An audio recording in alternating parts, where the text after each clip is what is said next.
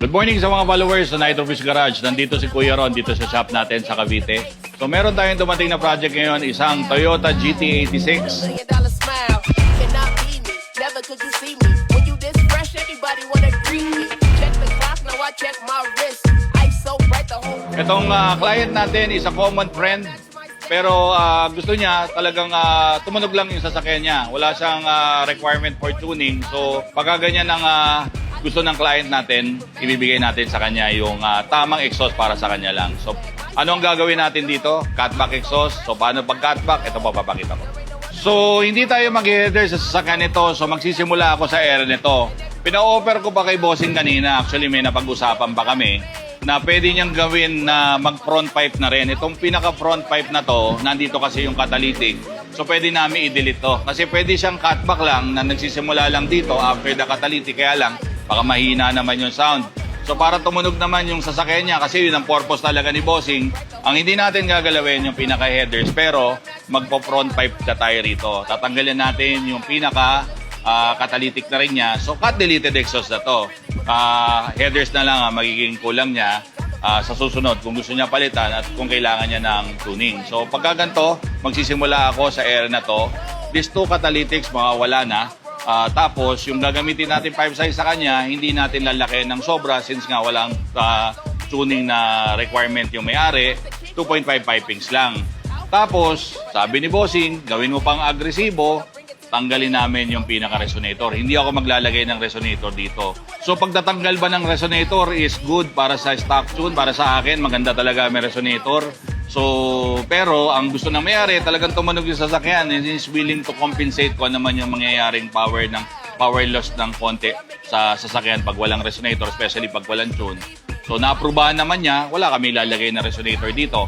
Ang gagawin natin, maglalagay tayo ng dalawang aggressive muffler dito. Ang gagawin ko, naka-Y tayo rito na dalawang exit, tapos ang ilalagay natin si G-pipe mufflers. Yung ginagamit nating resonator, we can use it also as muffler pag dito natin nilagay sa dulo. So naka-Y siya rito. And then, maglalagay tayo ng dalawang tips dito sa dulo. Para naman medyo aesthetically appealing yung pinaka-exhaust niya. So hanggang ngayon, namimili pa ng tips si bossing kung ano ilalagay niya. Pero mamaya po, i-reveal natin kung ano yung napili niya. So yan po yung pinaka-project natin ngayon. Cut deleted exhaust without resonator. Tapos dalawang G-pipe mufflers and dalawang tip dito sa dulo. So panoorin po natin yung pinaka-proseso nito.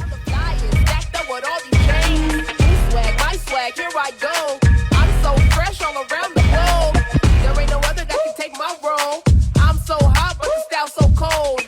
In every room, you know that I reign. Eyes on me, can't deny the fame. Now watch the kicks, don't step on my shoes.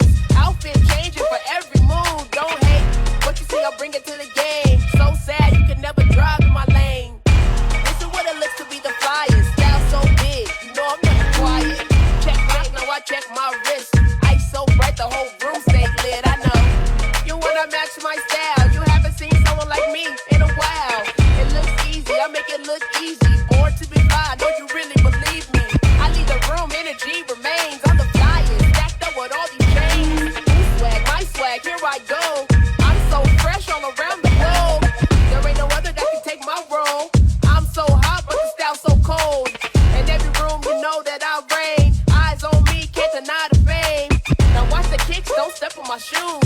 Outfit changing for every move. Don't hate what you see, I'll bring it to the game. So sad, you can never drive in my lane. This is what it looks to be the flyest. Style so big, you know I'm never quiet. Check back, now I check my wrist. Ice so bright, the whole room stay lit. I know you wanna match my style. You haven't seen someone like me in a while.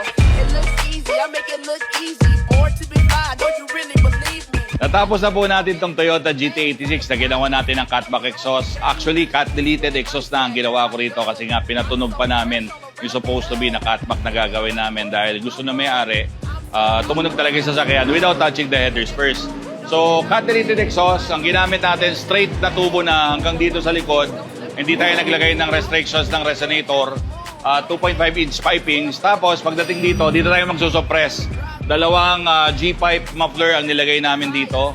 Tapos, dalawang black tip na truss. So, sa mga nanonood sa akin, kung gusto nyo makita kung ano yung resulta nito, panoorin po natin yung comparison video between kanina na stock pa yung exhaust niya, tapos itong naka-cut deleted straight pipe mid pipes, tapos naglagay tayo ng dalawang G-pipe na muffler and then tong dalawang black tip na to. Panoorin po natin.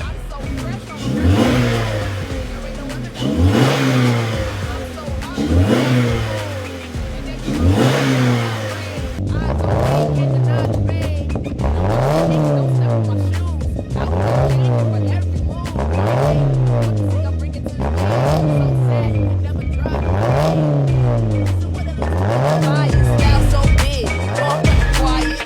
Checkmate, why you acting so silent?